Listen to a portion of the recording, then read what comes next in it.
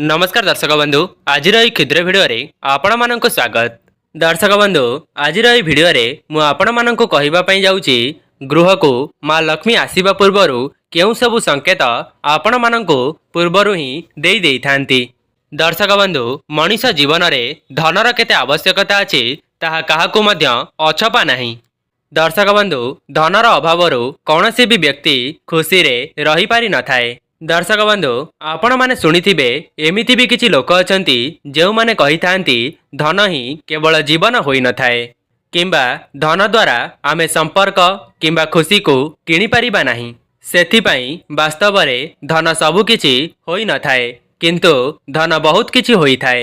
दर्शक बंधु धन द्वारा तो खुशी को किणा जाई परिबा नाही किंतु धन पाखरे थिले खुशी आपे आपे आपणक पाखकू चली आसी थाए। दर्शक बंधु आपण माने चिंता करंतु जदि धनर जीवन रे किछि महत्व रही न थांता तेबे कौन पाई लोक माने दिन राति को एक करि दियंती धन को कमाइबा पाई। प्रत्येक व्यक्ति धनवान हेबा पाई स्वप्न देखि थांती एवं प्रत्येक व्यक्ति को एक सुखी जीवन यापन करिबा पाई आकांक्षा रही थाए। यह जीवनर एक कटु सत्य कथा अटे जे जहा पाखरे पैसा थाए ता हाथ मुठारे दुनियार सबु किछि थाए एवं गरीब सहित केही भी न थांती। सेथिपाई गरीब मनीषटीए माँ लक्ष्मींकर स्मरण करिथाए एवं धन संपत्तिर कामना रखिथाए। दर्शक बंधु माँ लक्ष्मी एमिति काहा उपरे भी अति शीघ्र प्रसन्न हुअंती नहीं। माँ लक्ष्मी को खुशी करिबा बहुत कष्टकर काम एवं दर्शक बंधु जो व्यक्ति को माँ लक्ष्मींकर आशीर्वाद मिल जाइथाए से जीवन रे केबे भी धनर अभाव सामना करे नहीं। ता सहित सुख सुविधार मध्य तार कौनसी भाव अभाव रुहे नहीं। माँ लक्ष्मी निजर सच्चा भक्त उपरे दिने ना दिने कृपा दृष्टि वर्षा करि थांती एवं तांको भक्त मानकर भक्ति रे प्रसन्न होई करी तांको तांको मन मुताबक वरदान प्रदान करि थांती। ता सहित सेमानंक घरे स्थायी भाव वास करि थांती। दर्शक बंधु जेतेबेले माँ लक्ष्मी आपणक घरे वास करिथांती वास करिबा पूर्वरु आपण मानंकु किछि संकेत प्रदान करिथांती जहा द्वारा कि आपण माने पूर्वरु जानि परिबे जे माँ लक्ष्मी आपणक घर को वास करिबा पई आसुछंती एवं आपणकर दुख दरिद्रतार जीवन सबुदिन पई समाप्त हेबाकू जाउछि। दर्शक बंधु शास्त्र रे मान्यता अछि एही पांचटी संकेत को शुभ एवं भाग्यशाली माना जाइथाए। शास्त्र रे एही पांचटी संकेत को माँ लक्ष्मींकर आगमन बोली माना जाइथाए। सेथिपाई दर्शक बंधु जदि आपण मानंकु भी एही पांचटी संकेत मिली जाउछि तेबे आपण माने बुझी जिबे जे माँ लक्ष्मींकर कृपा खूब कम समय मध्यरे आपणक परिवार उपरे वर्षा हेबा पई जाउछि। ता सहित आपणक जीवन में जहाँ भी किसी धनजनित समस्या लगी रोचे ताहा मध्य माँ लक्ष्मी आशीर्वाद सबुदिन पई दूर होई जीव। तेबे दर्शक बंधु आसंतु जानिबा सेही सबु संकेत विषय रे। एहा पूर्वरु आपण माननको अनुरोध भिडियोटी को लाइक करी कमेंट बॉक्स रे जय माँ लक्ष्मी अवश्य लिखि दियंतु। दर्शक बंधु प्रथम संकेतटी हेउची पेचा। जदि आपण माने निज घर आखपाखरे धड़ा पेचा देखिबाकू पांती ता सहित जदि आपण माने घर को चुचुंद्रार प्रवेश करुथिबा देखंती विशेष करी जदि एही सबु संकेत आपण माने अमावास्या दिन देखिबाकू पाउचंती तेबे एहा माँ लक्ष्मींकर आगमनर पूर्व संकेत होइथाए। द्वितीय संकेतटी हेउची आपण माने गुरुवार दिन घरर कौनसी सामग्री को बिक्री करंतु नाही। एहा द्वारा माँ लक्ष्मी आपणक घरु सदासर्वदा चली जाइथांती। आपण माने जेते रोजगार कले मध्य आपणक घरे धनर अभाव सबुदिन पई लागी रही थाए। तेबे दर्शक बंधु जदि आपण माने मध्य एही सबु समस्या को सामना करुचंती तेबे आपण माने गोटिए काम करिवे। गोटिए पितल ढाଳରେ आपण माने किछि खुचुरा मुद्रा को एकाठी करी आपणक घरर पश्चिम दिगरे रखिदेबे एवं प्रत्येक दिन सेही ढाल को आपण माने मुंडिया मारिबे। एहाकू करिबा द्वारा माँ लक्ष्मींक आशीर्वादरु आपणक घरु धनजनित समस्या सबुदिन पई दूर होई जाइथाए। 3 नंबर जिनिसटी हेउची आपणक घर आगरे पथर को केबे मध्य रखंतु नाही। ता सहित कंटा जातीय गछ मध्य आपणक घर आगरे रखंतु नाही। ତେବେ ଦର୍ଶକ ବନ୍ଧୁ, ଯଦି ଆପଣଙ୍କ ପୂଜା ଘରେ ଗରୁଡ଼ର ଘଣ୍ଟି ବଜା ଯାଇଥାଏ ତେବେ ସେହି ଘରକୁ ବଜ୍ରପାତର ଭୟ ନଥାଏ।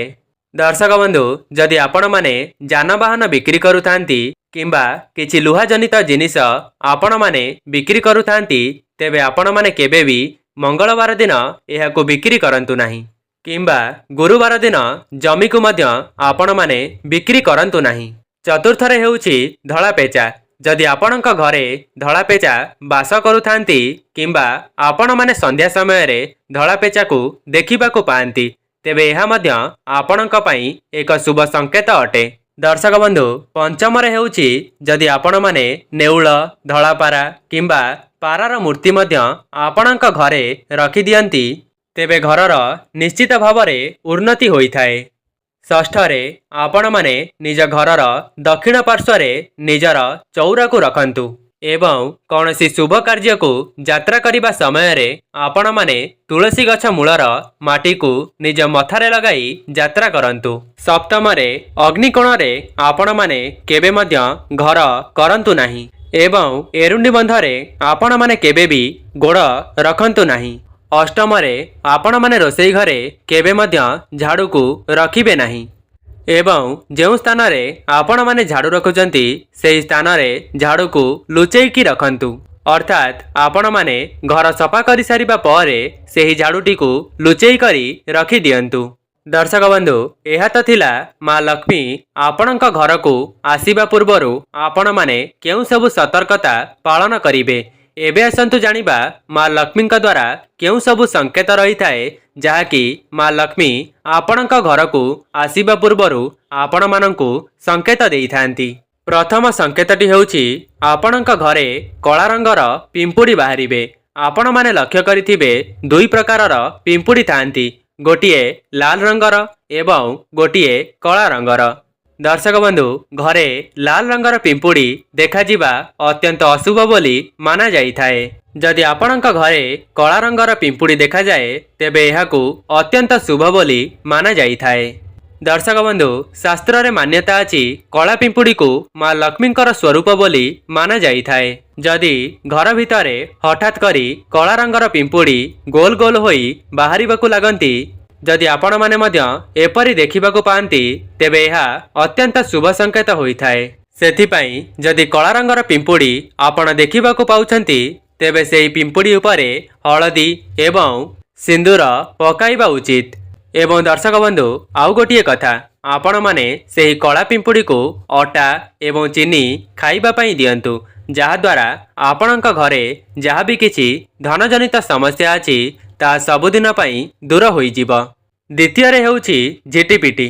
ଏହାକୁ ମଧ୍ୟ ମା ଲକ୍ଷ୍ମୀଙ୍କର ସ୍ୱରୂପ ବୋଲି ଶାସ୍ତ୍ରରେ ମାନା ଯାଇଥାଏ। ଯଦି ଆପଣମାନଙ୍କ ଘରେ ତିନୋଟି ଝିଟିପିଟି ଏକା ସହିତ ଗୋଟିଏ ସ୍ଥାନରେ ଦେଖାଦିଅନ୍ତି ତେବେ ଏହାକୁ ଅତ୍ୟନ୍ତ ଶୁଭ ବୋଲି ମାନା ଯାଇଥାଏ। ଏହା ମା ଲକ୍ଷ୍ମୀଙ୍କ ଆଗମନର ପୂର୍ବ ସଂକେତ ହୋଇଥାଏ ଏବଂ ଯଦି ସେହି ତିନୋଟି ଝିଟିପିଟି ପରସ୍ପରର ପିଛା କରୁଥିବାର ଆପଣ ଦେଖିବାକୁ ପାଆନ୍ତି ତେବେ ଏହା ଘରର ଉନ୍ନତିର ସଂକେତ ଦେଇଥାଏ। ଦର୍ଶକ ବନ୍ଧୁ, ଦୀପାବଳି ଦିନ ତୁଳସୀ ଗଛ ମୂଳରେ ଝିଟିପିଟି ଦେଖାଯିବା ଏହା ଅତ୍ୟନ୍ତ ଶୁଭ ମାନାଯାଏ। ଏପରି ସଂଯୋଗ ଯେଉଁମାନଙ୍କୁ ବି ଦେଖାଯାଇଥାଏ ସେମାନଙ୍କ ଜୀବନରେ ହଠାତ୍ ଧନର ବର୍ଷା ହୋଇଥାଏ। 3 ନମ୍ବର ସଂକେତଟି ହେଉଛି ବାସ୍ତୁଶାସ୍ତ୍ର ଅନୁସାରେ ଆମ ଘର ଚାରିପାଖରେ ଏମିତି କିଛି ପଶୁପକ୍ଷୀ ରହିବା ଶୁଭ ଏବଂ ଅଶୁଭ ବୋଲି ମାନା ଯାଇଥାଏ। କିନ୍ତୁ ଏହା ମଧ୍ୟରେ ଏମିତି କିଛି ପକ୍ଷୀ ଅଛନ୍ତି ଯେଉଁମାନେ ନିଜ ଘରେ ବାସ କରିବା ଦ୍ୱାରା ଆପଣଙ୍କ ପାଇଁ ଅତ୍ୟନ୍ତ ଶୁଭ ହୋଇଥାଏ। ଏହା ସହିତ ଆପଣଙ୍କ ଘରେ ମା ଲକ୍ଷ୍ମୀଙ୍କର ବାସ ହୋଇଥାଏ। ଦର୍ଶକ ବନ୍ଧୁ, ଯଦି ଆପଣଙ୍କ ଘରେ କୌଣସି ବି ପକ୍ଷୀ ଆସିକରି ନିଜର ବସା ବନାଏ ତେବେ ଏହା ମଧ୍ୟ ଆପଣଙ୍କ ଘର ପ୍ରତି ଏକ ଶୁଭ ସଂକେତ ହୋଇଥାଏ। ଏହା ମା ଲକ୍ଷ୍ମୀଙ୍କର ଆପଣଙ୍କ ଘରକୁ ଆସିବା ପୂର୍ବରୁ ସଂକେତ ଦେଇଥାଏ। ସେଥିପାଇଁ ଯଦି ଆପଣଙ୍କ ଘରେ କୌଣସି ଚଢ଼େଇ ବସା ବନାଏ ତେବେ ଭୁଲରେ ମଧ୍ୟ ଆପଣ ସେହି ବସାକୁ ଭାଙ୍ଗିବା ପାଇଁ ଚେଷ୍ଟା କରନ୍ତୁ ନାହିଁ, କାରଣ ଏହି ସଂକେତଟି ଆପଣଙ୍କ ଜୀବନରେ ଆସିବାକୁ ଯାଉଥିବା ଅମାପ ଧନର ପୂର୍ବାନୁମାନ ହୋଇଥାଏ। ଦର୍ଶକ ବନ୍ଧୁ, ଆଉ ଗୋଟିଏ କଥା, ଯଦି ମା ଲକ୍ଷ୍ମୀଙ୍କର ବାହନ ପେଚା ଆପଣଙ୍କ ଘରେ ବସା ବନାଏ ତେବେ ଏହା ଅତ୍ୟନ୍ତ ଶୁଭ ସଂକେତ ଆପଣମାନଙ୍କ ପାଇଁ ଅଟେ। ଚତୁର୍ଥରେ ହେଉଛି ଶଙ୍ଖର ଧ୍ୱନି। ମୁଖ୍ୟତଃ ଦିନରେ କୌଣସି ବି ସମୟରେ ଯଦି ଆପଣମାନଙ୍କୁ ଶଙ୍ଖର ଧ୍ୱନି ଶୁଭାଯାଏ କିମ୍ବା ଯଦି ଆପଣମାନେ ସକାଳ ସମୟରେ କିମ୍ବା ସନ୍ଧ୍ୟା ସମୟରେ ଶଙ୍ଖର ଧ୍ୱନି ଶୁଣିବାକୁ ମିଳେ ତେବେ ଏହା ମଧ୍ୟ ମା ଲକ୍ଷ୍ମୀଙ୍କ ଆଗମନର ପୂର୍ବ ସଂକେତ ହୋଇଥାଏ। ଦର୍ଶକ ବନ୍ଧୁ, ଏହି ସଂକେତର ଅର୍ଥ ହେଉଛି ମା ଲକ୍ଷ୍ମୀ ଆପଣଙ୍କ ପରିବାର ଉପରେ ପ୍ରସନ୍ନ ଅଛନ୍ତି। ଦର୍ଶକ ବନ୍ଧୁ, ପଞ୍ଚମ ସଂକେତଟି ଏଇଆ ଅଟେ ଯେ ଯଦି ଆପଣଙ୍କ ଡାହାଣ ହାତର ପାପୁଲି କୁଣ୍ଡାଇ ହେବାକୁ ଲାଗେ ତେବେ ଏହା ମଧ୍ୟ ଧନ ପ୍ରାପ୍ତିର ପୂର୍ବ ସଂକେତ ଅଟେ। ଆପଣମାନେ ଜାଣି ରଖନ୍ତୁ ଯେ ମା ଲକ୍ଷ୍ମୀ ଆପଣଙ୍କ ପରିବାର ଉପରେ ପ୍ରସନ୍ନ ଅଛନ୍ତି। ଷଷ୍ଠରେ ହେଉଛି ଆମର ସ୍ୱପ୍ନ। ଯେପରି ଆପଣମାନେ ଜାଣିଥିବେ ଯେ ମା ଲକ୍ଷ୍ମୀ କିମ୍ବା ଭଗବାନ ସ୍ୱପ୍ନ ମାଧ୍ୟମରେ ମଧ୍ୟ ଆମକୁ କିଛି ସଂକେତ ପ୍ରଦାନ କରିଥାନ୍ତି। ଯଦି ଆପଣମାନଙ୍କର ମଧ୍ୟ ଧନର ପ୍ରାପ୍ତି ହେବାର ଥିବ ତେବେ ଆପଣଙ୍କୁ ମା ଲକ୍ଷ୍ମୀ ସ୍ୱପ୍ନରେ ମଧ୍ୟ ସଂକେତ ପ୍ରଦାନ କରିବେ। ଯଦି ଆପଣମାନେ ସ୍ୱପ୍ନରେ ସାପ, ନେଉଳ, ଝାଡ଼ୁ, ପେଚା ଏହିସବୁକୁ ଦେଖନ୍ତି ତେବେ ନିକଟ ଭବିଷ୍ୟତରେ ଆପଣଙ୍କୁ ଧନ ପ୍ରାପ୍ତିର ଯୋଗ ରହୁଅଛି। ତେବେ ଦର୍ଶକ ବନ୍ଧୁ, ଏହା ଥିଲା ଆପଣଙ୍କ ଘରକୁ ମା ଲକ୍ଷ୍ମୀ ଆସିବା ପୂର୍ବରୁ ଏହିସବୁ ସଂକେତ ଆପଣମାନଙ୍କୁ ପ୍ରଦାନ କରିବେ। ଯଦି ଆପଣମାନଙ୍କୁ ଭିଡ଼ିଓଟି ଭଲ ଲାଗିଥାଏ ଭିଡ଼ିଓକୁ ଲାଇକ୍ କରି କମେଣ୍ଟ ବକ୍ସରେ ଜୟ ମା ଲକ୍ଷ୍ମୀ ଅବଶ୍ୟ ଲେଖିଦିଅନ୍ତୁ ଏବଂ ଭିଡ଼ିଓକୁ ଗୋଟିଏ ସେୟାର କରନ୍ତୁ। ଆଜି ପାଇଁ ରହୁଛି, ନମସ୍କାର।